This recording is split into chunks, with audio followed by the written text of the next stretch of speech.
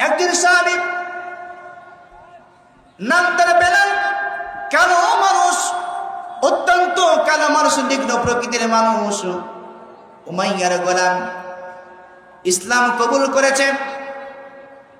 ইসলাম গ্রহণ করার কারণে তার মুনিব যখন জানতে পারলেন সেই মুসলমান হয়েছে, তাকে ডাকলেন, বেলাল রে, তুমি নাকি মুসলমান হয়ে গেছো? সে বলল, আমি মুসলমান হয়েছি।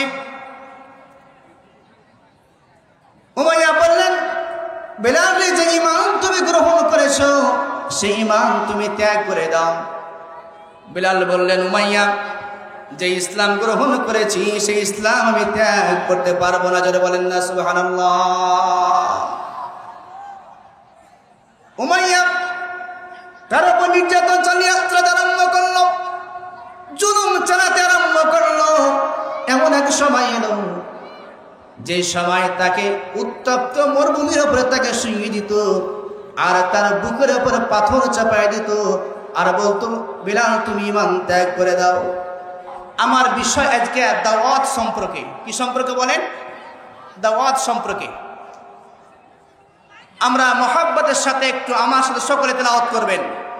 আউযু বিল্লাহি মিনাশ শাইতানির রাজিম। বিসমিল্লাহির রাহমানির রাহিম। উদউ ইলা রাব্বিকা ইন্নাকা লা'আলা হুদান মুস্তাকিম। আল্লাহু আকবার। আল্লাহ পাক রব্বুল আমিন তার বান্দাদেরকে বলছেন, তার বান্দাদেরকে খাস করে বলছেন, আল্লাহর পথে মানুষদেরকে ডাকবে। এটা কার অর্ডার? বলেন, এটা কার অর্ডার? এটা কার অর্ডার? আল্লাহ পাকের অর্ডার। উদউ ইলা রাব্বিকা, তোমরা আহ্বান করো, ডাকো তোমাদের রবের দিকে। সুবহানাল্লাহ। ইন্নাকা লা'আলা হুদান মুস্তাকিম, সেটা এমন একটা পথ, সেটাই হচ্ছে সঠিক সরল পথ। সুবহানাল্লাহ। সেই পথের নাম ইসলাম। সে পথের নাম কি বলেন? ইসলাম। আল্লাহ পাক নিজেই তার বান্দাদেরকে শান্তির দিকে ডাকছেন। কার দিকে বলেন? কার দিকে বলেন? শান্তির দিকে। আল্লাহ তাআলা বলেন, আল্লাহু ইয়াদউ ইলা দারিস সালাম। আল্লাহ পাক রব্বুল আমিন তার বান্দাদেরকে শান্তির দিকে ডাকছেন। আর সেই শান্তির নাম কি বলেন? ইসলাম। শান্তির নাম কি? ইসলাম। ইসলামের পথে আমাদেরকে আল্লাহ পাক রব্বুল আমিন ডাকছেন। আলহামদুলিল্লাহ। আমি আলোচনা করছি, আপনারা সকলে আমার সাথে জবাব দিবেন, তাহলে আমার আলোচনা করার সুবিধা হবে। তাহলে আমি বুঝতে পারবো যে আমার আলোচনা আপনারা বুঝতেছেন। আর যদি কথাই না বলেন, আমার আলোচনা করা অত্যন্ত কঠিন হয়ে যাবে, আর আমি বুঝবো যে আমার কথা আপনারা বুঝছেন না। আমার কথা কি আপনারা বুঝতে পারছেন? আমার কথাকে বুঝতে পারছেন? আসুন তাহলে আমরা, আল্লাহ পাক রব্বুল আমিন বলছেন আমাদেরকে শান্তির পথে আমাদেরকে ডাকছেন। কিন্তু আমাদের এই বাংলাদেশে ইসলাম আছে কিন্তু শান্তি নাই। যেহেতু আপনারা যুবক ভাইরা অনেক এসেছেন, ছোট্ট একটা আপনাদের আমি একটা গল্প শোনাই। শোনাবো তো? সবাই শুনবেন তো? এক দোকানের মালিকের বাড়িতে একটা ছেলে কাজ করত দোকানে, তার নাম ইসলাম। কি বলেন? তার নাম ইসলাম। আর তার একটা মেয়ে ছিল, তার নাম শান্তি। কি বলেন? শান্তি। প্রত্যেক দিন 8টার সময় দোকানে সেই দোকানের ছেলে চলে আসে। হঠাৎ করে একদিন দেখছে সেই দোকানে ইসলাম আর নাই। মালিক মনে মনে ভাবছে, ইসলামের কি হলো, অসুস্থ নাকি? কিছুক্ষণ পরে বাড়ি থেকে ফোন এলো যে, দোকানদার সাহেব, আপনার মেয়ের শান্তিও নাই। কিছুক্ষণ পরে আবার মেয়ের ফোনের, বাবা আপনি কোনো চিন্তা করবেন না, আপনার জামাই আপনার দোকানের ইসলাম আর আমি শান্তি বাংলাদেশ থেকে আমি চলে এসেছি, আমি আর বাংলাদেশে নাই। তো এই ইসলাম আর শান্তিকে বাংলার মানুষ একেবারে তারাইয়া আরব রাষ্ট্রে পাঠিয়ে দিয়েছে। জোরে বলেন না ঠিক কিনা?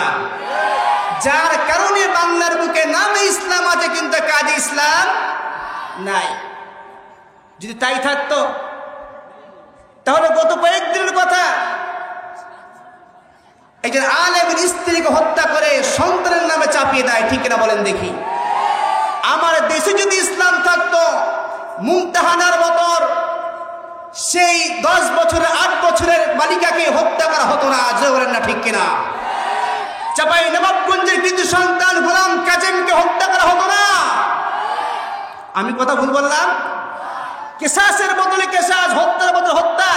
যদি ইসলাম থাকতো একটা হত্যা হতো, তার জন্য আরেকটি হত্যা হতো, পরবর্তীতে আর কোনো বাংলার বুকে হত্যা হতো না, ঠিক কিনা বলেন দেখি?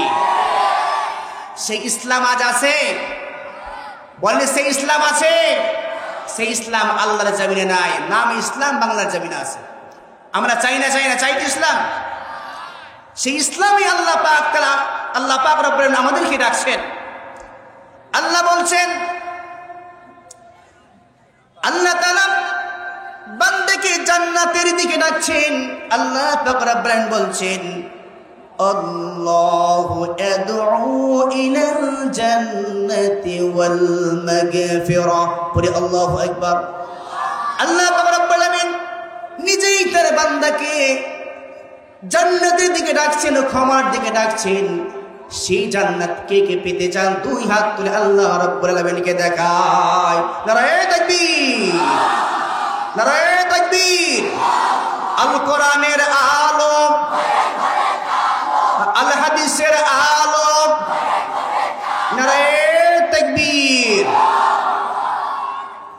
আল্লাহ পাক তার বান্দাকে ক্ষমার দিকে ডাকছেন। হাদিস শরীফে এসেছে, আল্লাহ নবী সাল্লাল্লাহু আলাইহি ওয়াসাল্লাম সাহাবীদেরকে বলতে, সাহাবীরা, কোন বান্দা যদি, আল্লাহর এক বান্দা তার উট নিয়ে ভ্রমণ করলো, ভ্রমণ করার পরে মরুভূমির মধ্যে সে ক্লান্ত শ্রান্ত শরীর নিয়ে বসে পড়লো। ঘুমটা জাগ্রত হলো। জাগ্রত হওয়ার পরে সে দেখলো তার কাছে সেই উটটা নাই, খাবার নাই। সে কেমন চিন্তিত হবে? লোকেরা বলল, সাহাবীরা বলে, ইয়া রাসূলুল্লাহ, পৃথিবীর বুকে ওই ব্যক্তির চাইতে আর কেউ চিন্তিত হবে না। আল্লাহ নবী সাল্লাল্লাহু আলাইহি সাল্লাম বললেন, তার জীবনের আশা ছেড়ে দিয়ে সে আবার ঘুমায়া গেল। ঘুমিয়ে যাওয়ার পরে কিছুক্ষণ পরে দেখলো আবার সেই উট তার কাছে হাজির হয়ে গেছে।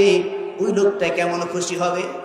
সাহাবীরা বললেন, ইয়া রাসূলুল্লাহ, ওই ব্যক্তির চাইতে আর কেউ খুশি হবে না। আল্লাহর নবী সাল্লাল্লাহু আলাইহি ওয়াসাল্লাম বললেন, ও আমার সাহাবীরা, যখন কোন বান্দা অপরাধ করে, অপরাধ করার পরে আল্লাহ পাক রব্বুল আলামিন ওই বান্দার জন্য পেরেশান হয়ে যায়, আর ওই বান্দা যখন তওবা ইস্তিগফার করে আল্লাহ দরবারে ফিরে আসে, ওই সময় আল্লাহ তাআলা খুশি হয়ে যায়। যারা বলেন না সুবহানাল্লাহ। সেই জান্নাত পাওয়ার জন্য আমাদেরকে ত্যাগ স্বীকার করতে হবে। আপনাদের আমি একটি ঘটনা শোনাবো। আজকে ঘটনা শুরু করব আমাদের মেয়েদের সম্পর্কে, মা বোনদের সম্পর্কে। কারণ আপনাদের প্যান্ডেল একটা আর আমার মা বোনদের প্যান্ডেল 2টা। বুঝতে পেরেছেন কি? এই জন্য আজকে আমাদের মা বোনদের দিয়ে আজকে শুরু করব। আপনারা মন খারাপ করবেন নাকি? মন খারাপ করবেন? এই জান্নাত পাওয়ার জন্য একজন মহিলা পাগলপাড়া ছিলেন। তিনি হচ্ছেন ফিরআউনের স্ত্রী। কার স্ত্রী বলেন? ফিরআউনের স্ত্রী আসিয়া আলাইহিস সালাম। তিনি ইসলাম গ্রহণ করলেন। ইসলাম গ্রহণ করার পরে তার স্বামী ফিরআউন যখন জানতে পারলেন আসিয়া ইসলাম গ্রহণ করেছে, ফিরআউন ডেকে আসিয়াকে বলেন, আসিয়া রে, তুমি নাকি ইসলাম গ্রহণ করেছো? আসিয়া বলল, ফেরাউন আমি ইসলাম গ্রহণ করেছি। ফেরাউন বলল, আসিয়া যে ইসলাম তুমি গ্রহণ করেছ, মুসার প্রতি ঈমান এনেছো, সেই ইসলাম তুমি ত্যাগ করে দাও। আসিয়া বললেন, আমি ইসলাম ত্যাগ করতে আমি পারবো না। আলোচনা অবস্থায় আসবেন না, সমস্যা তো।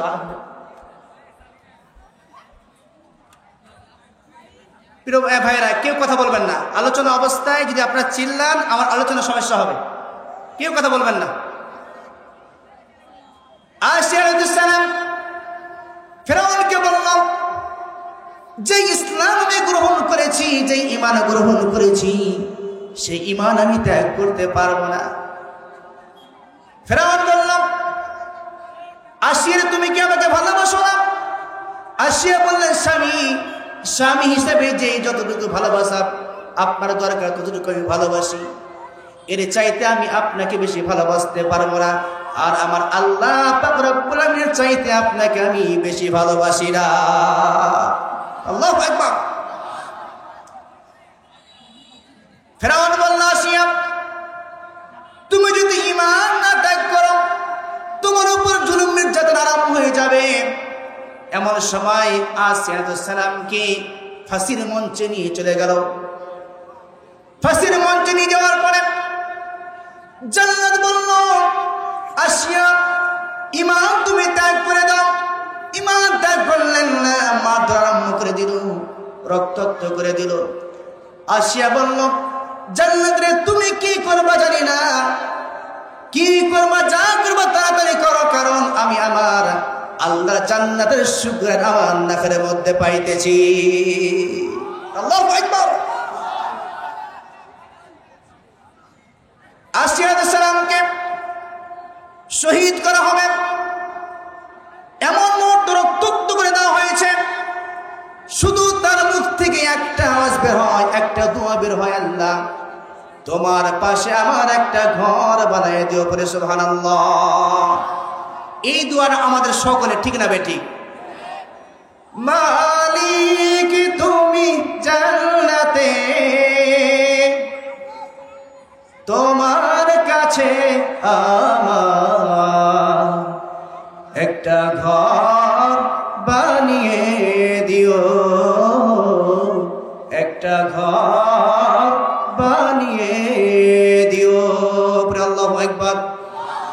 সেই জান্নাত কে কে পেতে চান না? দুই হাত তুলে আল্লাহকে দেখান। আপনার আলোচনা শুনছেন তো? আমার মনে হয় আপনারা আলোচনা শুনছেন না। আমি বলেছি জান্নাত কে কে পেতে চান না, তাই আপনার হাত তুলে বসে আছেন। আমার মনে হয় আপনারা জান্নাত কেউ কি চান না? না চান? জান্নাত চান তো? হাত তুললেন কেন? ভুল হয়েছে। এর কারণ হচ্ছে জান্নাত এমন একটা জিনিস যে জান্নাতের নাম শোনা মাত্র জান্নাত পাওয়ার জন্য মনটা ব্যাকুল হয়ে যায়। ঠিক কিনা বলেন দেখি? আলহামদুলিল্লাহ। সম্মানিত ভাইরা, তাহলে সেই জান্নাত আমরা পেতে চাই নাকি বলেন? সেই জান্নাত পেতে হলে আমাদেরকে কোরআনের পথে আসতে হবে। কার পথে বলেন? কোরআনের পথে আসতে হবে। এই দুনিয়ার বুকে, পৃথিবীর বুকে আমাদেরকে বিভিন্ন সময় দাওয়াত দিবে। কেউ দাওয়াত দিবে আল্লাহর পথে, আবার কেউ ডাক দিবে শয়তানের পথে। কার পথে বলেন? শয়তানের পথে। এখন আমরা কার ডাক শুনবো? আল্লাহ তাআলা বললেন যে তার ডাক শুনতে হবে যার আমল আছে। কি আছে বলেন? আমল আছে। আল্লাহ পাক বলেন, وَمَنْ أَحْسَنُ قَوْلًا مِّمَّنْ دَعَا إِلَى اللَّهِ وَعَمِلَ صَالِحًا وَقَالَ إِنَّنِي مِنَ الْمُسْلِمِينَ। আল্লাহু আকবার। وَمَنْ أَحْسَنُ, তার কথা চাইতে কার কথা উত্তম হতে পারে? যে মানুষদেরকে আল্লাহর পথে ডাকে। কার পথে বলেন? কার পথে বলেন? আল্লাহর পথে ডাকেন। ওয়া আমিলা সালিহা, এবং নিজে আমল সালিহা করে। ওয়া ক্বালা ইন্নানি মিনাল মুসলিমিন, আর যে বলে আমি মুসলমান। আল্লাহু আকবার। তাহলে আমরা বলবো যে মুসলমান তো আমরাও বলি, নাস্তিক সময় মুসলমান দাবি করে। দেখা যায় মদখোরও মুসলমান দাবি করে, জেনাখোরও মুসলমান দাবি করে, চোরও মুসলমান দাবি করে, জুলুম করে নির্যাতন জালেম সেও মুসলমান দাবি করে। কিন্তু এর বিষয়টা কি? এই বিষয়টা হলো এমন একটা সময় ছিল যেই সময় মুসলমান দাবি করলে তার উপরে জুলুম আর নির্যাতন আরম্ভ হয়ে যেত। তার ছোট্ট একটা এক্সাম্পল আপনাদেরকে দেই। বিগত কিছুদিন আগে এমন একটা সময় ছিল যেই সময় প্রশাসনের সামনে বলা যেত না আমি ইসলামী আন্দোলনের একজন কর্মী, বলা গেলে শ্বশুর বাড়ি জেলখানা। ঠিক কিনা বলেন দেখি, জোরে বলেন ঠিক কিনা? এই কথা বললে যেতে হতো জেলখানা। এমনকি ইসলামের দাওয়াত দিতে হতো, সেই সময় ভয়াবহ ভাবে দাওয়াত দিতে হতো। জোরে বলেন না ঠিক কিনা? এরকমই একটা সময় ছিল যে সাহাবী আজমান যদি বলতো যে আমি মুসলমান, তাহলে তার উপর নির্যাতন জুলুম আরম্ভ হয়ে যেত। একজন সাহাবী নাম তার বেলাল, কালো মানুষ, অত্যন্ত কালো মানুষ, নিগ্ন প্রকৃতির মানুষ, উমাইয়ার গোলাম, ইসলাম কবুল করেছে। ইসলাম গ্রহণ করার কারণে তার মুনিব যখন জানতে পারলেন সেই মুসলমান হয়েছে, তাকে ডাকলেন, বেলাল রে, তুমি নাকি মুসলমান হয়ে গেছো? সে বলল আমি মুসলমান হয়েছি। উমাইয়া বললেন, বেলাল রে, যে ঈমান তুমি গ্রহণ করেছো সেই ঈমান তুমি ত্যাগ করে দাও। বেলাল বললেন, উমাইয়া, যে ইসলাম গ্রহণ করেছি সেই ইসলাম আমি ত্যাগ করতে পারবো না। জোরে বলেন না সুবহানাল্লাহ। উমাইয়া তার উপর নির্যাতন চালাতে আরম্ভ করলো, জুলুম চালাতে আরম্ভ করলো। এমন এক সময় এলো যে সময় তাকে উত্তপ্ত মরুভূমির উপরে তাকে শুইয়ে দিত, আর তার বুকের উপরে পাথর চাপায় দিত, আর বলতো, বেলাল তুমি ঈমান ত্যাগ করে দাও। শুধু এই নয়, হযরত বেলাল রাদিয়াল্লাহু তাআলা আনহু-এর হাত উটের পায়ে বেঁধে রাখতো, আর তাকে ছেঁচড়ায় ছেঁচড়ায় তাকে নিয়ে যেত। তাকে বলা হতো, বেলাল তুমি ঈমান ত্যাগ করে দাও। ওই সময় বলতো, আমি ঈমান ত্যাগ করবো না। শুধু তার মুখ থেকে একটি শব্দ বেরোতো, আহাদ আহাদ, আল্লাহ এক, আল্লাহ এক, করে সুবহানাল্লাহ। এরকম শাস্তি কি? কয়েকজন সাহাবীর আজকে আপনাদের আমি ঘটনা শোনাবো।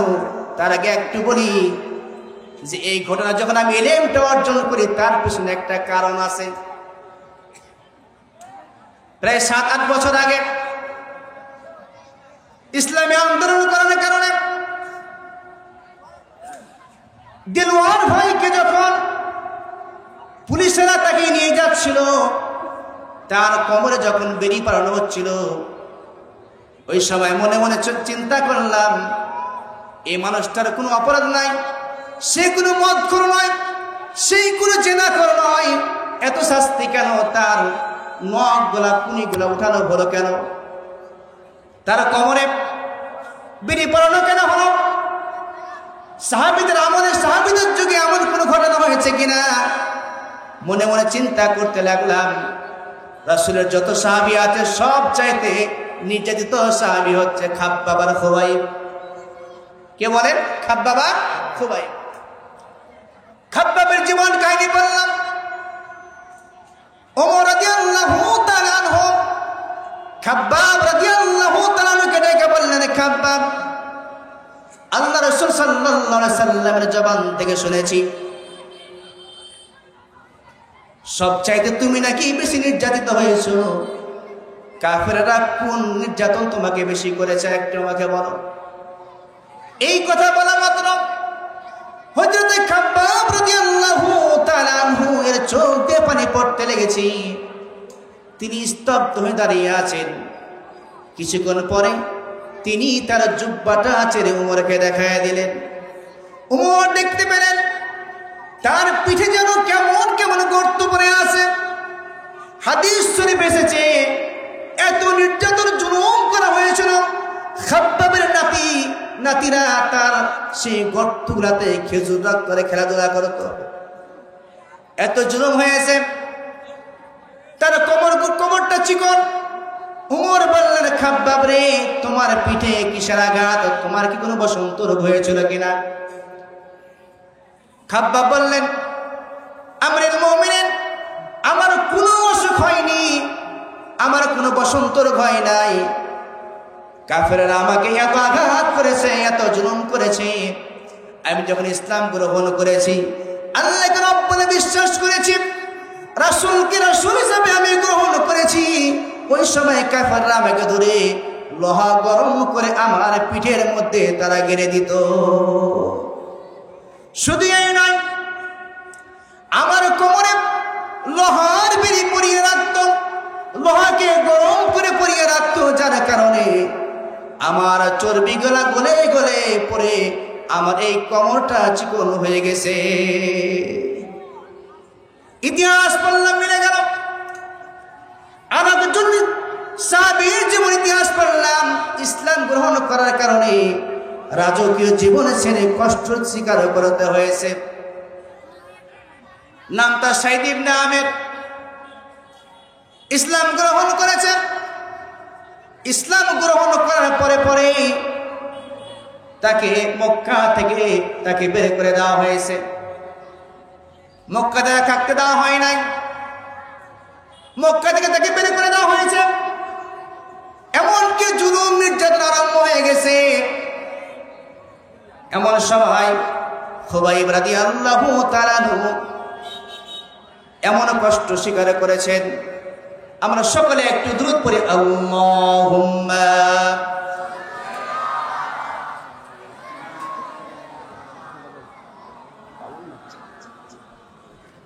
ওয়ালা আলিহি।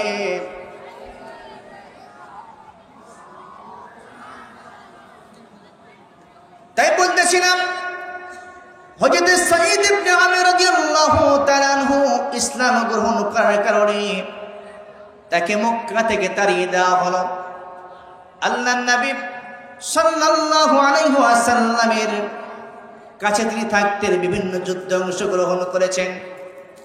ওনার ওফাতের পরে আবু বকরের সাথে থাকলেন, উমরের সাথে যখন থাকলেন, উমর যখন খলিফাতুল মুসলিমিন হয়েছেন, সাঈদ ইবনে আমির ওই সময় খলিফাতুল মুসলিমিনকে পরামর্শ দিচ্ছেন। আপনারা একটু চিন্তা করবেন, বলেন দেশের প্রেসিডেন্ট সাধারণ কোনো মানুষের কোনো পরামর্শ গ্রহণ করবে? বলেন করবে? প্রেসিডেন্ট তো দূরের কথা, যদি এই ইউনিয়ন কাউন্সিলের চেয়ারম্যান বানান, একজন চেয়ারম্যান সাধারণ মানুষের কোনো কথা শুনবে না। শুনবে? বলেন পরামর্শ গ্রহণ করবে? করবে না। ওই সময় সাঈদ ইবনে আমির উমরকে বলছেন, উমর, আপনি দেশের এখন প্রেসিডেন্ট, আপনি প্রেসিডেন্ট মনে করবেন না, আপনি মনে করবেন আমি একজন এই জামানার একজন খাদেম। সুবহানাল্লাহ, মুহাব্বতের সাথে বলুন সুবহানাল্লাহ। আমরা একটু জোরে সরে আমরা দুরূদ পড়তে পারি না? আল্লাহুম্মা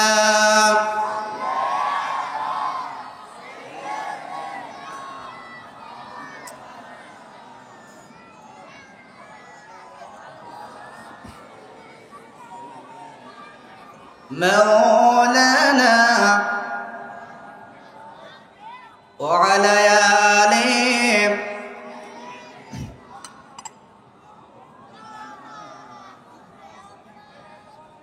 সাঈদ ইবনে আমির বললেন যে খলিফাতুল মুসলিমিন উমর, আপনি মনে করবেন আমি এই দেশের নেতা নয়, আপনি মনে করবেন আমি জনগণের একজন খাদেম। আবার বললেন, উমর, আপনি নিজের জন্য যা পছন্দ করবেন, আপনি জনগণের জন্য আপনি তাই পছন্দ করবেন। আপনি নিজের জন্য যা অপছন্দ করবেন, আপনি জনগণের জন্য আপনি তাই অপছন্দ করবেন। আর কোরআনের আইন বিধান যখন আপনি প্রতিষ্ঠিত করতে যাবেন, বিচার ফয়সালা করবেন, ওই সময় আপনার নাস্তিকদের কোনো কথা আপনি নেবেন না। বিচার ফয়সালা করার সময় আপনি কোনো আত্মীয়তাকারী হবেন না, আত্মীয়তার বিষয় আপনি লক্ষ্য করবেন না। কে বলছেন বলেন? সাইদ ইবনে আমের। এমন সময় উমর চিন্তা করলেন, এত সুন্দর পরামর্শ অবশ্যই আমাকে গ্রহণ করতে হবে, ঠিক কিনা বলেন দেখি। আজকে বর্তমান জামানায় কোন চেয়ারম্যান এরকম সিদ্ধান্ত গ্রহণ করবে, কোন এমপি গ্রহণ করবে, কোন মন্ত্রী গ্রহণ করবে, রাষ্ট্রপ্রধান গ্রহণ করবে, রাষ্ট্রপতি গ্রহণ করবে? কেউ করবে। সাইদ ইবনে আমের এমন সুদর্শন যুবক, তিনি একদিন মসজিদে বসে আছেন। ওমর দাঁড়িয়ে বলছেন জুম্মার দিনে, হে আমার সঙ্গী সাথীরা, হে আমার দেশের নাগরিকেরা, বাইতুল মালে যে সম্পদগুলো আছে জনগণের, আমি এখন রাষ্ট্রপ্রধান, সমস্ত সম্পদগুলো হচ্ছে আমার। কে বলছেন বলেন? কে বলছে বলেন? উমর বলছে যে সমস্ত সম্পদগুলো হচ্ছে আমার, আমি যা ইচ্ছা আমি তাই করব, তোমাদের কোনো কিছু দেখার নাই। আপনারা কি বুঝছেন আমার কথা? ওই সময় এই বক্তব্য দেওয়ার পরে সেই তৎপর যুবক সাইদ ইবনে আমের দাঁড়িয়ে গেলেন। দাঁড়ার পরে বললেন, ওমর, এই যে আমার হাতে খোলা তরবারি আপনি দেখেছেন, এই খোলা তরবারি দিয়ে আপনাকে হুঁশিয়ার করে দিচ্ছি, রাষ্ট্রের যে সম্পদগুলো কোষাগারে জমা হয়েছে, এই সম্পদগুলো যদি আপনি সঠিক পন্থায় খরচ করেন, আমাদের কোনো দ্বিমত নাই। কিন্তু আপনি যদি এই সম্পদগুলা অবৈধ পন্থায় অযথা আপনি খরচ করেন, তাহলে এই তরবারি দেখেছেন, এই তরবারি দ্বারা আপনাকে আমি খতম করে ফেলব। পরামর্শ দেখেছেন?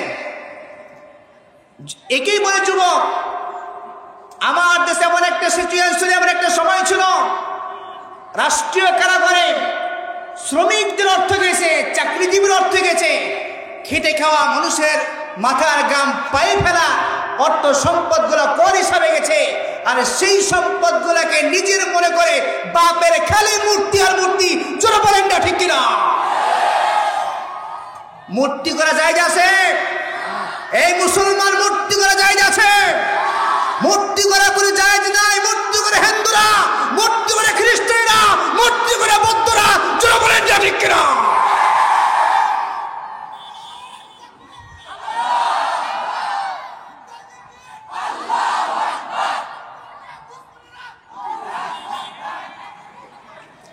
আলহামদুলিল্লাহ, রাষ্ট্র কারাগারে সম্পদ জমা হলো। আমরা দেখেছি যেই জায়গায় কোনো দরকার নাই সেই জায়গায় অর্থ সম্পদ খরচ করা হয়েছে। পদ্মা সেতু সেই উৎপাদন করা হবে, আর দেশের প্রত্যেকটা সেতুগুলাকে সাজায়া অযথা সে সম্পদগুলাকে নষ্ট করা হয়েছে। যেটা বলেন না ঠিক কিনা? ওমর বললেন, সাইদ ইবনে আমের, তোমার মতো যেই যুবক সমাজের মধ্যে আছে, সেই সমাজ সোনালী সমাজ হয়ে যাবে। জোরে বলেন না সুবহানাল্লাহ। এই যুবক ভাইরা, আমাদেরকে এইভাবে প্রতিবাদ করতে হবে। আমরা পারবো তো? আমরা পারবো তো?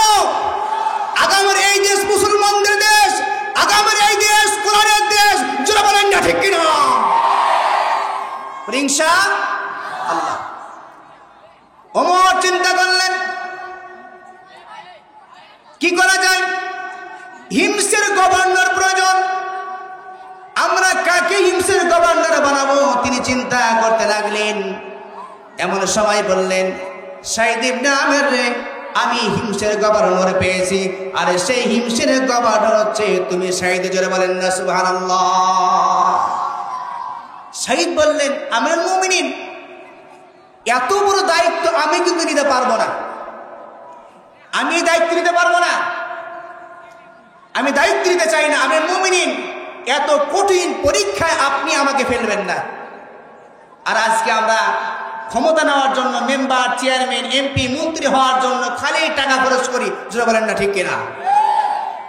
তিনি সেই সময় একজন এমপি, সাঈদ ইবনে আমের সেই সময় একজন এমপি, তিনি বলছেন আমি এই দায়িত্ব নিতে পারবো না, আমিরুল মুমিনিন এই দায়িত্ব আমার জন্য সম্ভব নয়। খলিফাতুল মুসলিমিন খেপে গেলেন যে না, আমাকে তোমরা দায়িত্ব দিয়ে তোমরা ঘুমিয়ে থাকবে তা হতে পারে না, এই দায়িত্ব তোমাকে গ্রহণ করা লাগবে। সাঈদ ইবনে আমের তিনি দায়িত্ব গ্রহণ করলেন। দায়িত্ব গ্রহণ করার পরে ওমর বললেন তোমার জন্য আমি একটা ভাতা আমি চালু করতে চাই। সে বলল আমিরুল মুমিনিন আমি কোনো ভাতা আমি গ্রহণ করব না, কারণ সাধারণ জনগণ হিসেবে যেই ভাতা আমার চালু আছে এই ভাতা চাই, আমি এক্সট্রা কোনো ভাতা চাই না। বলে সুবহানাল্লাহ। তিনি রাষ্ট্রের দায়িত্ব পালন করতে লাগলেন। হিমসের তিনি গভর্নর হয়ে গেলেন। এমন সময় ওমর রাদিয়াল্লাহু তাআলা আনহু তার একটি গোয়েন্দা বিভাগে ছিলেন। এই গোয়েন্দা বিভাগকে বলা হলো আপনারা হিমসে যাবেন। হিমসে যাওয়ার পরে আপনি কার্যক্রম দেখবেন। এই কার্যক্রম দেখে খলিফাতুল মুসলিমের কাছে হিমসের সেই জনগণেরও, সেই গোয়েন্দা বিভাগের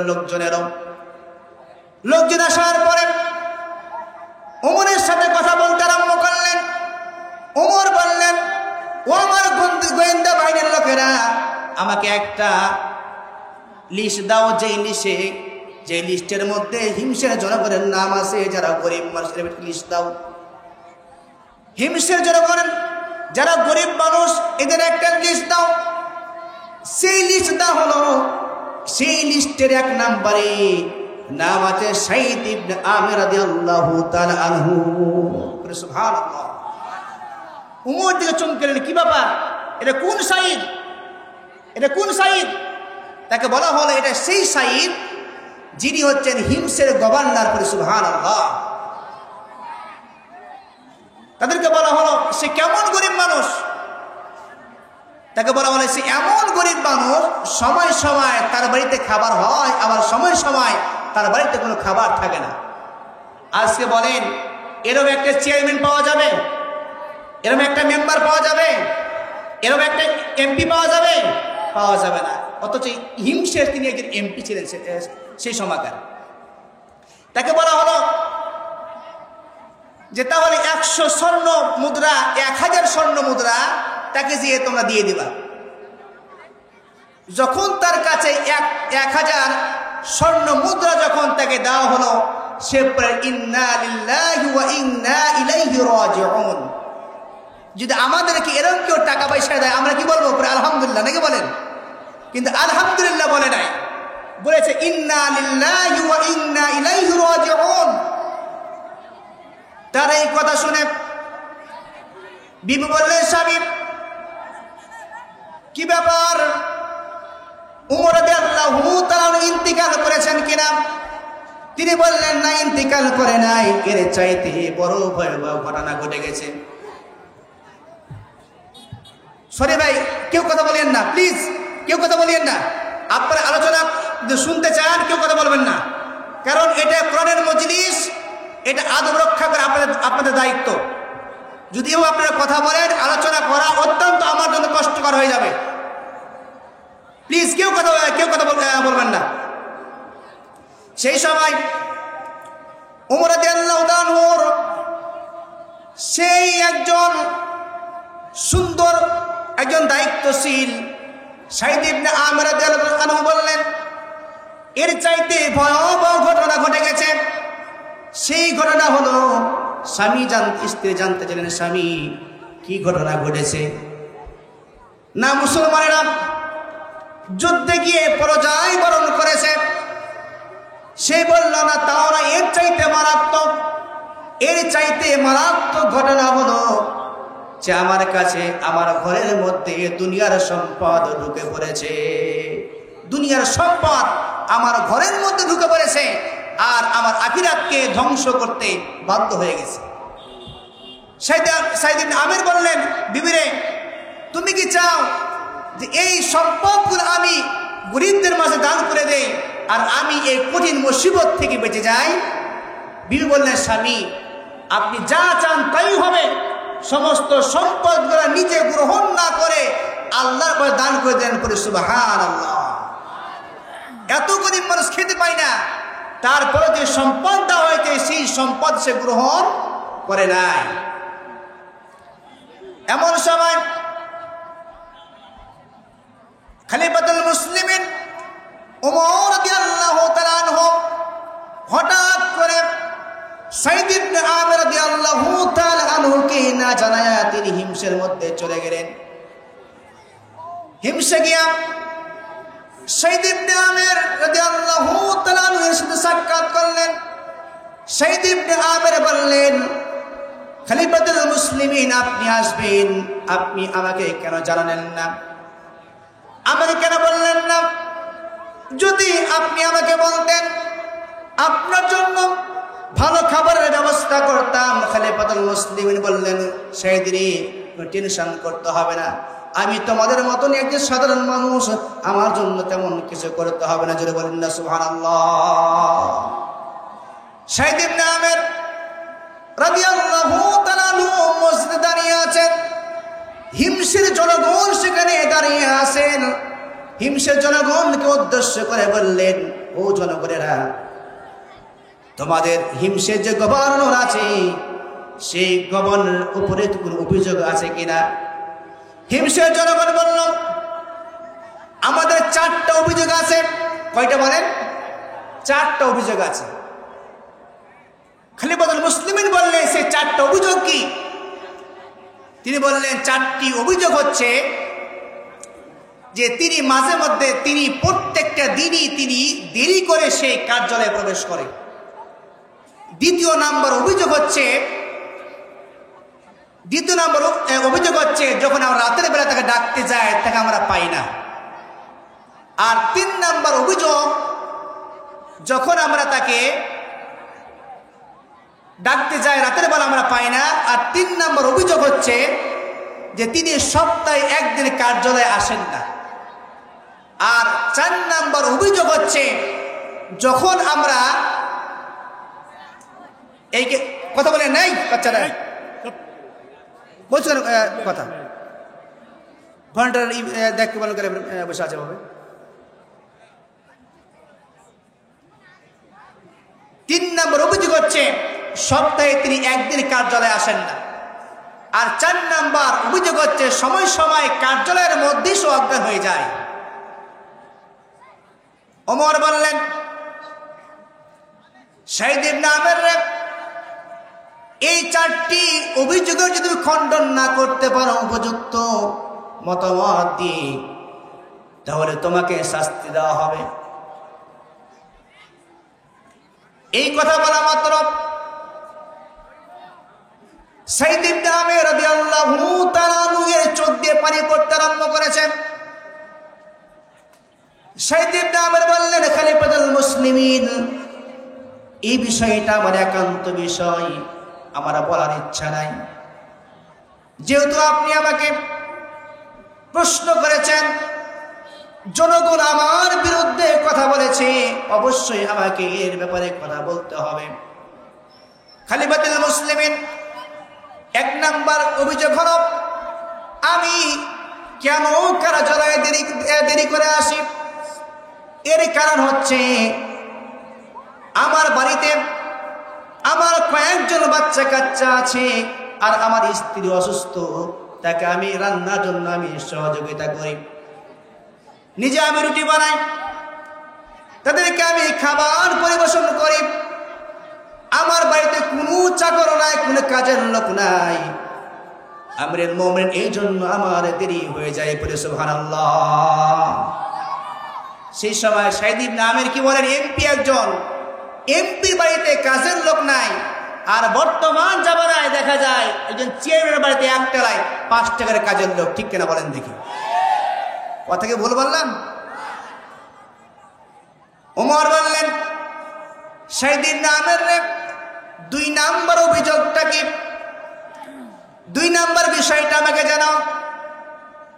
তিনি বললেন, আমরুল মুমিনিন, আমার জীবনটাকে আমি দুই ভাগে আমি ভাগ করে নিয়েছি।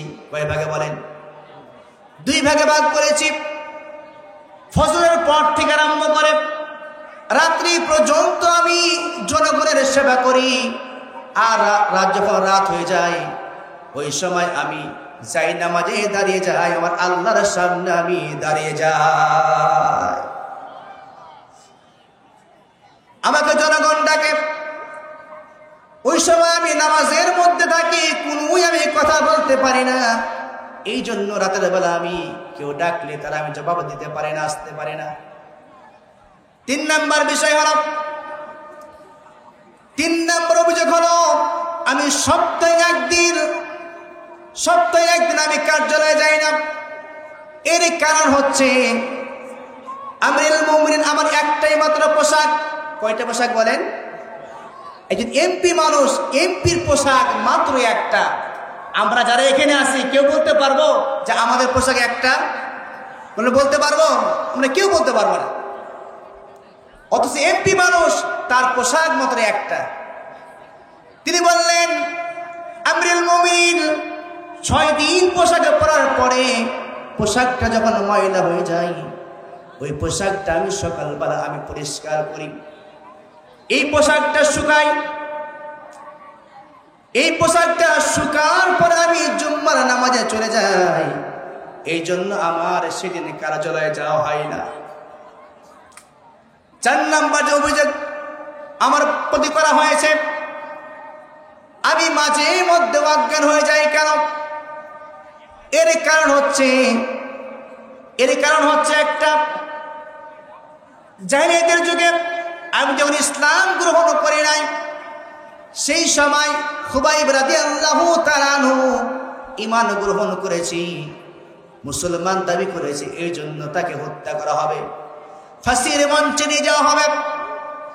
যখন ফাঁসির মঞ্চে নিয়ে যাওয়া হবে, মক্কার কাফেরেরা ঘোষণা করেছে, এই মক্কার বুকে যারা তোমরা আছো যুবকেরা, তারা তোমরা সকলে আসো, খুবাইবের ফাঁসি হবে, তোমরা দেখতে আসো। অসংখ্য লোক জমায়ে আছে, তার মধ্যে দিয়ে আমি খুবাইবের ফাঁসির মঞ্চের জায়গায় আমি চলে গেলাম। ওই সময় আমি দেখতে পেলাম খুবাইবের ঠোঁট থেকে কি যেন একটা বের হচ্ছে। আমি অত্যন্ত কঠিনভাবে আমি লক্ষ্য করলাম, আমি দেখতে পেলাম খুবাইবের মুখ থেকে বের হচ্ছে, ও মক্কার কাফেররা ফাঁসি দিবে দাও, তার আগে আমি 2 রাকাত নামাজ আদায় করতে চাই।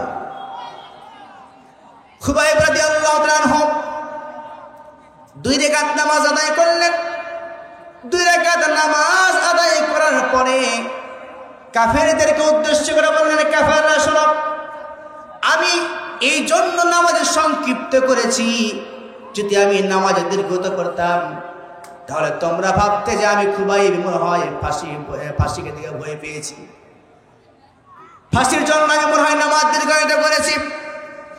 এই জন্য আমি নামাজ দীর্ঘায়িত করে নাই, নামাজ সংক্ষিপ্ত ভাবে আমি আদায় করেছি।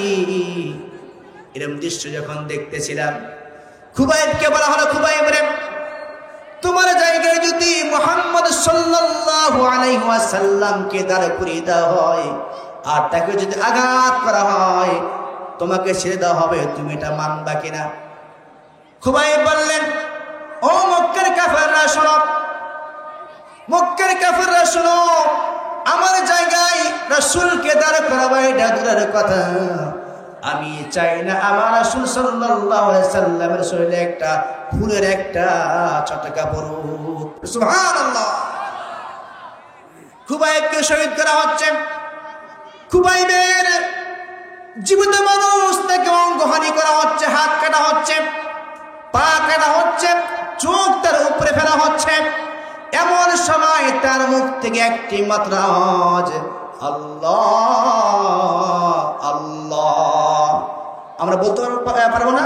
আল্লাহ, সকলে বলে আল্লাহ।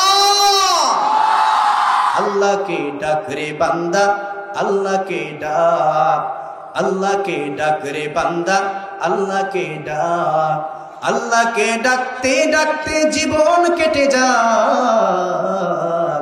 আল্লাহকে ডাকতে ডাকতে জীবন কেটে যাক। আল্লাহকে ডাক রে বান্দা, আল্লাহকে ডাক, আল্লাহকে ডাক রে বান্দা, আল্লাহকে ডাক।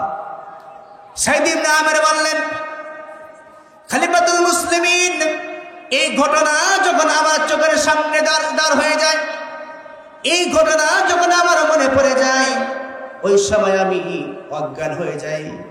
আমার কোনো অসুখ নাই, আমি ওই সময় অজ্ঞান হয়ে যাই। চারটি জবাব সাইদ ইবনে আমের দিয়ে দিলেন। ওই সময় খলিফাতুল মুসলিমিনের চোখ দিয়ে পানি পড়তে আছে। আর জনগণকে বলছে, জনগণ, হিংসা জনগণ, তোমরা কার নামে অভিযোগ করেছ যে এমন ব্যক্তি, তিনি আল্লাহর একজন খুব ঘনিষ্ঠ এবং আল্লাহর একজন প্রিয় ব্যক্তি করে। সুবহানাল্লাহ।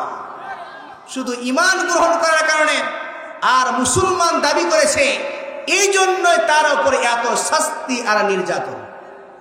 আমার ভাইরা, ইসলাম এমন একটা জায়গা, এমন একটা জিনিস, ইসলাম নামক এই জায়গাটা, এই পথটা কোনো সময় শান্তির জায়গা ছিল না। এই জায়গাটা অত্যন্ত পিচ্ছিল জায়গা। এই জায়গা বাঁকে বাঁকে যখনই যাবে শুধু কাটা যুক্ত ছাড়া আর কিছু থাকে না। ঠিক কিনা বলেন দেখি? কিন্তু এটা কঠিন বিষয় নয়। এই কঠিন মাধ্যম দিয়ে আল্লাহ জান্নাতে আমাদেরকে জায়গা করে নিতে হবে। ঠিক কিনা বলেন দেখি?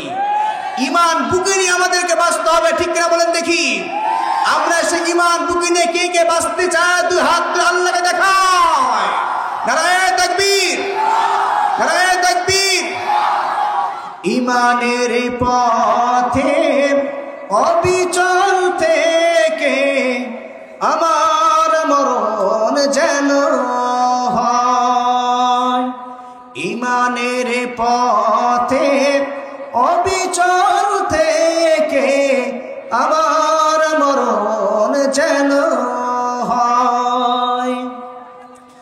তোমারই কাছে মিনতি আমার, মহা মহিম দয়াময়, মহা মহিম দয়াময়।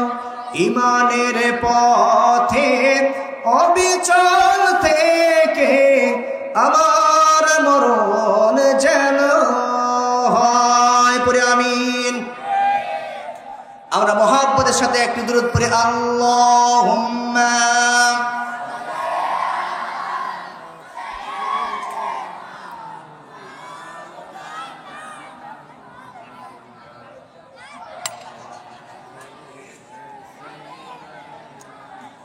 مولانا وعلى آله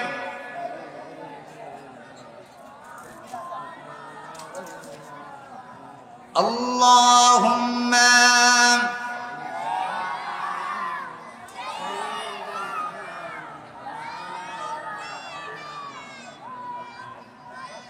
কেউ বা তোমায় পাগল বলে, কেউ বা বলে জাদুঘর।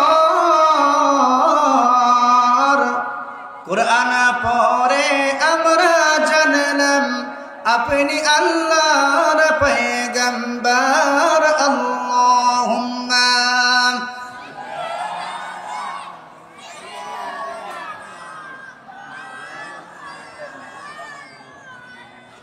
وعلى آله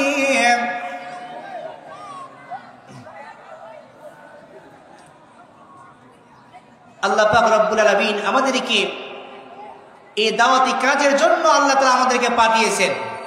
আল্লাহ তাআলা বলছেন, উদউ ইলা সাবিলি রাব্বিকা বিল হিকমাতি ওয়াল মাউইদাতিল হাসানা ওয়াজাদিলহুম বিল্লাতী হিয়া আহসান ইন্না রাব্বাকা হুয়া আ'লামু বিমান দাল্লা আন সাবিলিহি ওয়া হুয়া আ'লামু বিল মুহতাদিন। পরে আল্লাহু আকবার।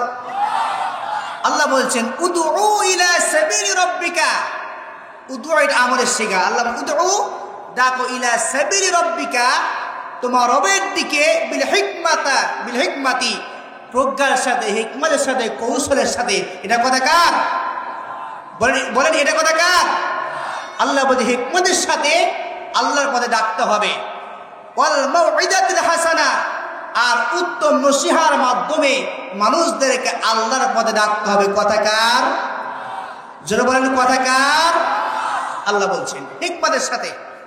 আমাদের এখন মনে করেন একটা মানুষ খুব মন খারাপ করে বসে আছে, এখন বইয়ের সাথে ঝগড়া করে বসে আছে। এখন আপনি তো বলেন ভাই নামাজ পড়তে চলেন, রাখবে না?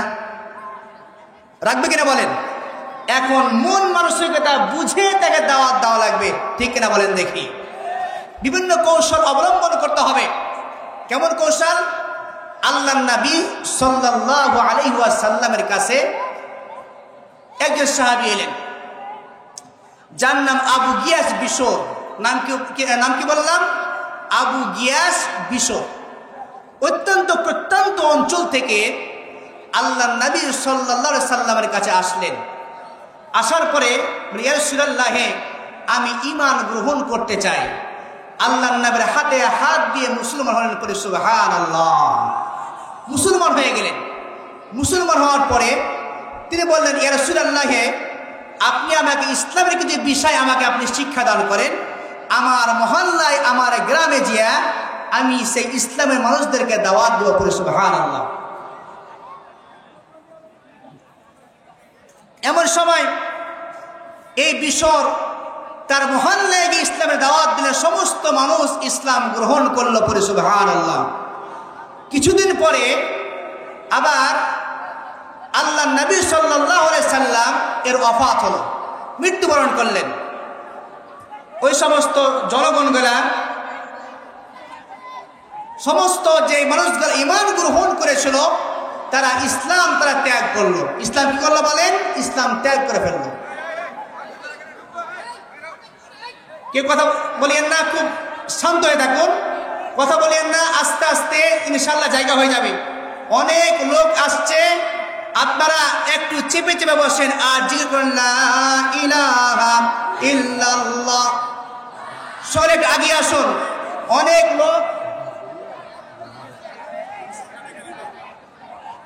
আমার ভাইরা, আমার বাবাজিরা, আপনারা যেভাবে বসে আছেন অনেক জায়গায় এখনো ফাঁকা আছে। পিছনের ভাইরা এখনো দাঁড়িয়ে আছে। যে ফাঁকা জায়গাগুলো আছে আপনারা পূরণ করুন। আর ইলাহা ইল্লাল্লাহু বলে রে মুমিনগণ, লা ইলাহা ইল্লাল্লাহু বলে রে মুমিনগণ। এ সময় যখন সমস্ত লোকজন বলল, যে নবী মৃত্যুবরণ করে আমরা তার ঈমান আনবো না। দেখেন কি কৌশল অবলম্বন করছেন সেই সাহাবী বললেন, আবু গিয়াস বিশর বললেন, তাহলে তোমরা কোন নবীর প্রতি তোমরা ঈমান আনতে চাও? তারা বলল, আমরা, কেউ বলছে আমরা ইব্রাহিম সাল্লাল্লাহু প্রতি ঈমান আনতে চাই, কে বললাম ঈসা সাল্লাল্লাহু প্রতি ঈমান আনতে চাই, কে বললাম আমরা মূসা সাল্লাল্লাহু প্রতি ঈমান আনতে চাই। ওই সময় গিয়াস ইবনে বিশর বললেন, তাহলে তোমরা যে এই সমস্ত নবীদের ঈমান গ্রহণ করবা, তাহলে বলো এই সমস্ত নবীগুলা এখন কোথায়? আপনারা কি বুঝতে পারছেন আমার কথা? গিয়াস ইবনে বিশর বললেন যে তাহলে ওই নবীরা আজকে কোথায়? ওই সময় সমস্ত লোকজন বলল, ওই নবীরা মৃত্যুবরণ করেছে। গিয়াস বললেন, তাহলে তো ওই নবীরা মৃত্যুবরণ করেছে, তার উপর তোমরা ঈমান আনবা, আর মুহাম্মদ সাল্লাল্লাহু আলাইহি সাল্লাম মৃত্যুবরণ করেছে, তার প্রতি তোমরা ঈমান আনবে, এটা কেমন কথা? এত সুন্দর যুক্তি দেওয়ার পরে যেই সমস্ত মানুষগুলো ইসলাম ত্যাগ করেছিল সকলে আবার ইসলাম গ্রহণ করলো। পরে সুবহানাল্লাহ। এটা হচ্ছে হিকমত। হিকমতের সাথে, প্রজ্ঞার সাথে আমাদেরকে দিনের দাওয়াত দিতে হবে। তাহলে অবশ্যই আমরা প্রত্যেক ঘরে ঘরে আমরা ইসলামের দাওয়াত পৌঁছে দিতে পারবো ইনশাআল্লাহ। কৌশল দেখেন, আপনাদের আমি একটা আল্লাহ নবী সাল্লাল্লাহু আলাইহি সাল্লামের কৌশল শোনাই। আমরা তো দেখা যায় অনেক লোক আছি, আমরা আল্লাহর জমিনে দাওয়াতি কাজ করতে চাই না। এমনকি দাওয়াতি কাজ যে করতে হবে এই মাথায় আমাদের এটাও চিন্তাধারাও থাকে না। ঠিক কিনা বলেন দেখি? মক্কার বুকে একজন কাফের ছিলেন। এই কাফেরের নাম হচ্ছে উকবা বিন আবু মুইত। কি বললাম? উকবা বিন আবু মুইত। উকবা বিন আবু মুইত সে মনে করলো আমি একদিন দাওয়াত খাওয়াবো, কারণ সেই সময় মক্কার বুকে তার চাইতে সফল ব্যবসায়ী কেউ ছিল না। এই ভাবলো ব্যবসায়ীদের ইনকাম হয়, প্রত্যেক বছর তো মানুষকে দাওয়াত দিয়ে খাওয়ায়, তো এবার দাওয়াত দিব যারা মক্কার বুকে সবচাইতে ভালো মানুষ আর যারা অনারেবল মানুষ, এদেরকে আমি দাওয়াত দেব। আলহামদুলিল্লাহ। উকবা খাতা আর কলম নিয়ে তিনি তালিকা করতে লাগলেন, এই মক্কার বুকে কে সবচাইতে ভালো মানুষ আছে, মক্কার বুকে কে ভালো মানুষ আছে, এটা তালিকা করতে তিনি যখন বসলেন, 1 নম্বরে নাম পড়ল মুহাম্মদ সাল্লাল্লাহু আলাইহি ওয়াসাল্লামের। জোরে বলে সুবহানাল্লাহ, আরো জোরে বলে সুবহানাল্লাহ। এইভাবে আস্তে আস্তে করে এক একটা করে সমস্ত সাহাবী আজমের নাম পড়লো, বলে সুবহানাল্লাহ। এটা আপনাদেরকে আমি ঘটনা শোনাচ্ছি না, এটা তাফসীরে জালালাইনের মধ্যে সূরা ফুরকানের 27 থেকে 30 নম্বর আয়াতের মধ্যে এই ঘটনাটি আছে। এই আয়াতগুলো আল্লাহ পাক রব্বুল আলামিন উকবা ইবনে মুইতের ব্যাপারে নাযিল করেছিলেন। এখন তিনি চিন্তা করলেন, কি ব্যাপার, সবাই তো মুসলমান, আমাদের ধর্মের কি কোনো মানুষ নাই?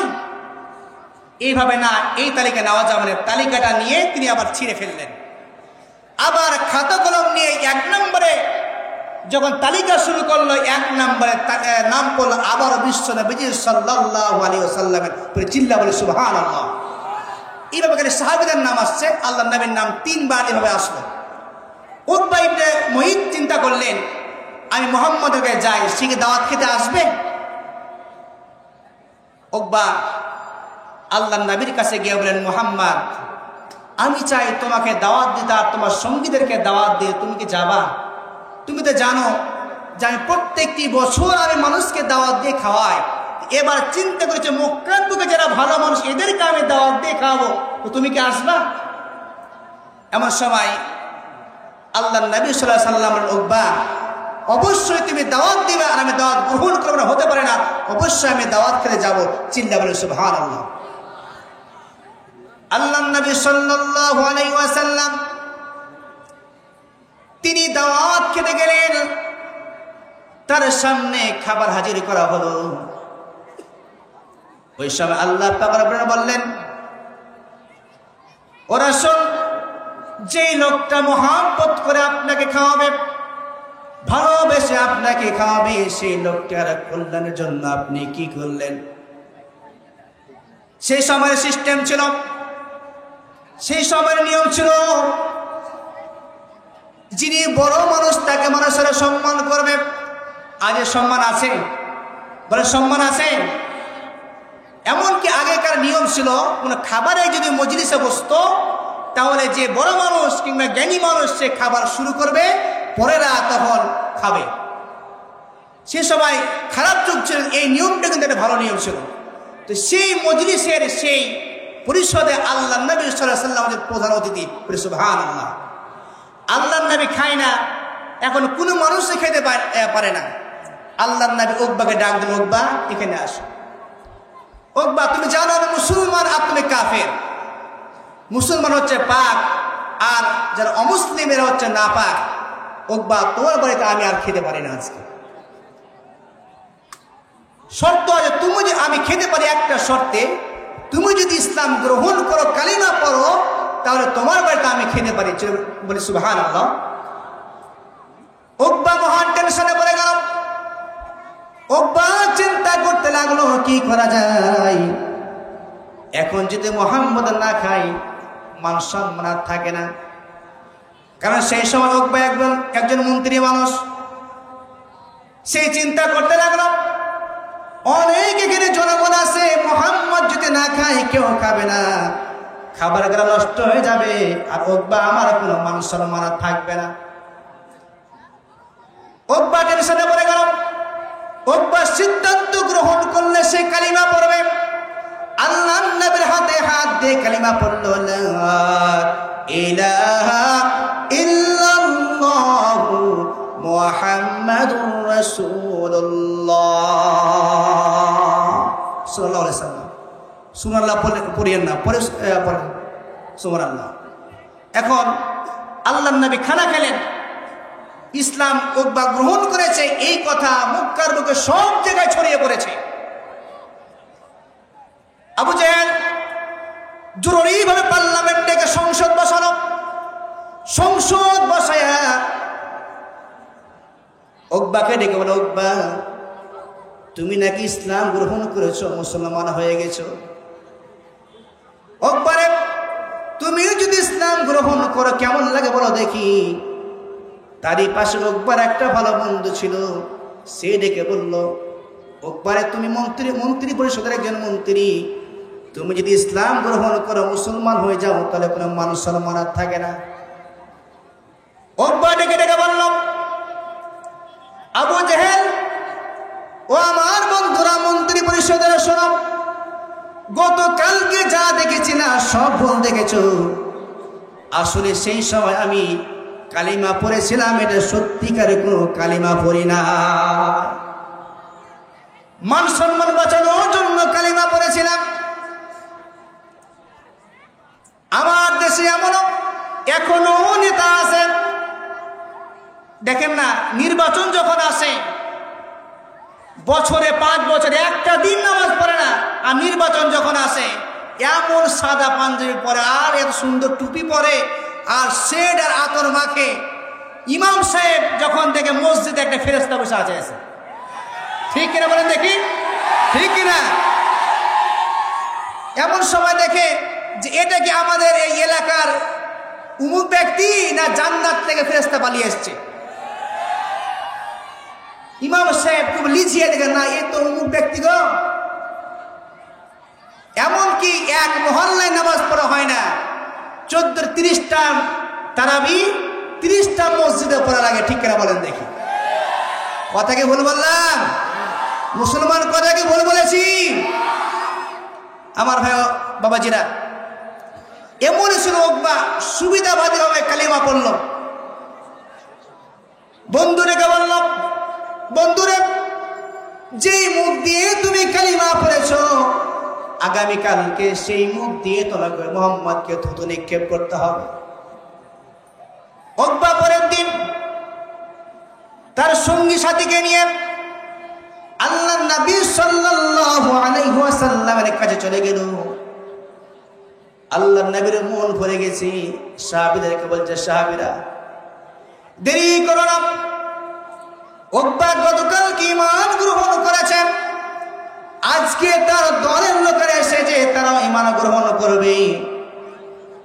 আমার সামনে এখন সুন্দর জায়গা নামাজে পেরে দাও, বসার জায়গা করে দাও। তাফসীরের মধ্যে এসেছে উকবা আল্লাহর নবী সাল্লাল্লাহু আলাইহি সাল্লামের সামনে বসে আছেন। এমন সময় আল্লাহর নবী সাল্লাল্লাহু আলাইহি সাল্লামের মুখ বরাবর উকবা থুতু নিক্ষেপ করেছে। সেই থুতু আল্লাহর নবী সাল্লাল্লাহু আলাইহি সাল্লামের মুখে না লেগে উল্টায়া সেই থুতু রিটার্ন করে উকবার মুখে লেগে গেল। আল্লাহর নবী সাল্লাল্লাহু আলাইহি সাল্লাম বলেন, উকবা কি করলি? ঈমানের মালা তো পরে নিয়েছিল উকবা, আবার কুফরির মালা তুই গ্রহণ করলি, কি করলি উকবা? শুনে রাখ, যেই দাওয়াতে যেই লাভ্য অংশ দিয়ে আমাকে দাওয়াত গ্রহণ করেছিলি, দাওয়াত দিয়েছিলি, আমি বলে গেলাম কিয়ামত পর্যন্ত তুই যত ব্যবসা বাণিজ্য করবি, এই ব্যবসা বাণিজ্যে কোনো লাভ হবে না। কোরআনে কারীমে এসেছে সূরা ফুরকানের মধ্যে, কিয়ামতের ময়দানে কঠিন মুসিবতের দিনে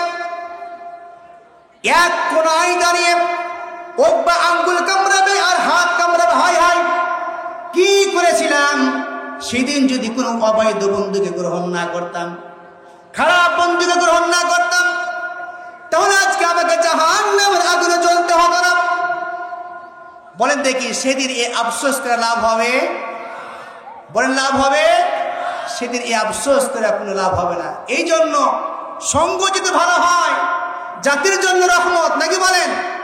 আর সঙ্গ যদি খারাপ হয় তো কপাল খারাপ হবে, ঠিক কিনা বলেন দেখি? এখন আপনাদের সিদ্ধান্ত, আপনাদের দায়িত্ব। আল্লাহর জান্নাত পেতে গেলে আপনি মদখোরের সঙ্গী হবেন, জেনাখোরের সঙ্গী হবেন, না চোরের সঙ্গী হবেন, না আলেমদের সঙ্গী হবেন, এই সিদ্ধান্ত আপনাদের, ঠিক কিনা বলেন দেখি? জাতি এখনো বুঝে নাই, জাতি এখনো বুঝে নাই। এখন পর্যন্ত মদখোর আর জেনাখোরদের এখনো সাপোর্ট দিয়ে যায়, যারা বলেন না ঠিক কিনা? নিজেরও কপাল যাবে, তারও কপাল যাবে। কথা বললাম, মানে কথা বলেছি। আমার ভাই বাবাজিরা, দেখা যায় এই সমস্ত মানুষগুলো যখন নির্বাচন আসে সবার তখন দেখা যায় লা ইলাহা ইল্লাল্লাহ, উমুকের মালিক তুমি আল্লাহ, লা ইলাহা ইল্লাল্লাহ, উমুকের মালিক আল্লাহ তুমি আল্লাহ। আর যখন নির্বাচনে যখন সংসদে পাস করে নেয় তখন কোরআন প্রেমিক মানুষদের উপর নির্যাতন আর জুলুম চালায়, যারা বলেন না ঠিক কিনা? কথা বলেছি। ইতিপূর্বে আমরা দেখেছি কোরআনের মাহফিলকে বন্ধ করে দেওয়ার জন্য 144 জারি করা হয়েছে। কোরআনের মাহফিলকে বন্ধ করে দেওয়ার জন্য আলেমদের উপর নির্যাতন আর জুলুম চালানো হয়েছে। বাংলার মুসলমান তা মানবে না, বাংলার মুসলমান তা গ্রহণ করবে না, যারা বলেন না ঠিক কিনা? আমরা গ্রহণ করব। নারায়ে তাকবীর, নারায়ে তাকবীর। আল কোরআনের আলম, আল হাদিসের আলম। কোরআন আছে যেখানে, হাদিস আছে যেখানে, নারায়ে তাকবীর। আলহামদুলিল্লাহ, আমরা দেখতে চাই কিয়ামত পর্যন্ত আল্লাহর এই জমিন, বাংলার এই জমিন কোরআন দিয়ে চলুক। আপনারা চান কি চান না? আপনারা চান কি চান না? আমরা ইনশাআল্লাহ চাই। চাই তো আমরা? ইনশাআল্লাহ চাই। আসুন এখন আমরা একটা বিষয় আমরা জেনে নেই, যে একটা ছোট্ট আপনাদের একটা উদাহরণ আমি শোনাবো। শোনাবো তো? শোনাবো। মনে করেন শিবগঞ্জের এক ছেলে আর নবাবগঞ্জের এক মেয়ে আপনার নবাবগঞ্জ সরকারি কলেজে পড়াশোনা করে। আমাদের বর্তমান সমাজে আমরা ভালো মানুষদেরকে আমরা গ্রহণ কেন করতে পারি না, এই জন্য আমি আপনাদেরকে উদাহরণটা দিব। শুনবেন তো? শুনবেন তো আপনারা? মনে করেন শিবগঞ্জের এক মেয়ে আর নবাবগঞ্জের এক মেয়ে সরকারি কলেজে পড়াশোনা করে। কোথায় বলেন? কোথায় বলেন? পড়াশোনা করতে করে দেখা যায় এক সময় এই ছেলে আর মেয়ের মধ্যে একটা রিলেশন আরম্ভ হয়েছে, প্রেম আলাপ হয়েছে। এই প্রেম আলাপ হওয়ার পরে যখন পড়াশোনা শেষ হয়ে গেছে, গ্রাজুয়েট কমপ্লিট হয়ে গেছে, এমন সময় ওই মেয়েটার দিবে বিবাহ। কি দিবে বলেন? বিবাহ দিবে। এখন এই বিবাহ দিবে, এখন পরিবারের চাপে সে বিবাহ করতে বাধ্য। এখন বিয়ে হচ্ছে ওই ছেলের সাথে না, রাজশাহীর একটা ছেলের সাথে। কার সাথে বলেন? রাজশাহীর এক ছেলের সাথে বিয়ে হচ্ছে। এখন বিয়ের মজলিসে বসে গেছে, ইমাম সাহেব সব কমপ্লিট করার পরে বলছে, মা তুমি কবুল পড়ো। কি বলছে? এখন মেয়ে আপনার কবুল কিন্তু আর পড়তে চায় না। কি পড়তে চায় না? কবুল পড়তে চায় না। এখন পাশে বসে আছে দাদি, বলছে বোন রে, তোর মতো না আমি এক সময় ছিলাম, এখন নেলে বুড়া মানুষ হয়ে গেছি, আমি তো দাদার ঘরে তোর থেকেও ছোট বয়সে এসেছিলাম, তো কবুলটা পড় বোন। নানি পাশে বসে আছে, নানি বলছে বোন আমারও এক অবস্থা, কবুলটা পড় না। সে বলছে, সে কিন্তু কোনোই কথা বলে না। এখন মেয়ে কিন্তু কবুল পড়ে না, কারণ মেয়ে ভালো করে জানে একবার যদি কবুল পড়ি তাহলে রাত 12টার পরে এই মোবাইলে যে চ্যাটিং ফ্যাটিং করেছে কিছু করা যাবে না। ঠিক কিনা বলেন? এই মোবাইলে রাত 12টার পরে ইমোতে যে কথা বলেছে তা কিন্তু আর বলা যাবে না। কলেজে যাওয়ার সময় যে ফুচকা খেয়েছিলাম 12 ঘরেতে, ওটাও খাওয়া যাবে না। আবার কোনো জায়গায় বসে পার্কে বসে বাদাম খেয়েছি, সেটাও খাওয়া যাবে না। এই জন্য মেয়ে কিন্তু আর কবুল কিন্তু পড়ে না। আমি কি বুঝাতে পেরেছি? আমরা সবাই কিন্তু কালিমা তাইবা বারবার করে পড়ি, কিন্তু আবু জেহেল কিন্তু কালিমা পড়ে। কেন পড়েনি? আবু জেহেল ভালোভাবে জানতো একবার যদি কালিমা পড়ি মুহাম্মদের নেতৃত্ব মানতে হবে, আর মুহাম্মদকে মানলে আর বোতল খাওয়া যাবে না। মুহাম্মদের নেতৃত্ব মানলে চেয়ার টিকে রাখা যাবে না।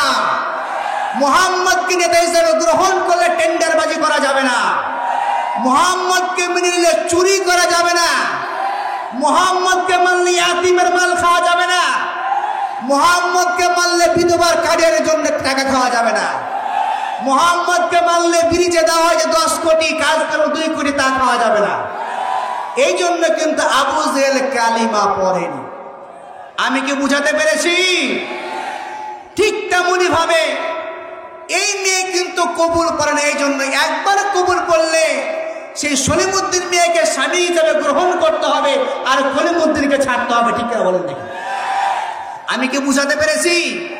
ঠিক এইভাবে যারা বাংলার বুকে অপশক্তি, ইসলামী অপশক্তি আছে, ইসলামী মানুষদেরকে এই জন্যই মানতে পারেনি। ইসলামী মানুষগুলোকে গ্রহণ করলে টেন্ডারবাজি করা যাবে না। ইসলামী মানুষগুলোকে মানলে মদ খাওয়া যাবে না।